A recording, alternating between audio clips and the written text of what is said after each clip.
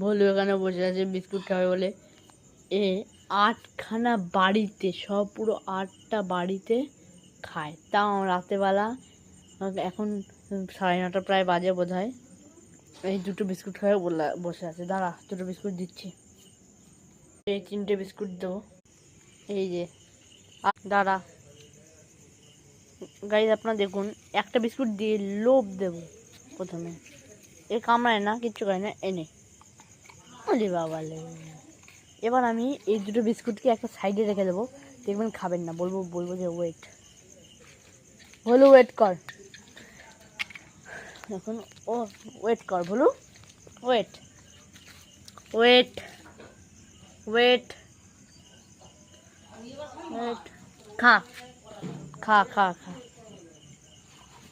তাহলে আপনারা এই ভিডিওটি দেখলেন, এর থেকে কি আমরা কি বুঝতে পারলাম, যে কুকুর যাই হোক না কেন, আমরা যদি তাকে ঠিক করে ট্রেনিং দিই, সে খুবই ভালো হয়ে যায়।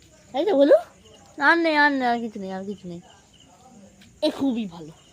আমরা শুধু এর চেহারাটা দেখুন, এই চেহারাটা আপনারা দেখুন, কীরকম নাদু সুন্দর চেহারা দেখুন এর। এরকম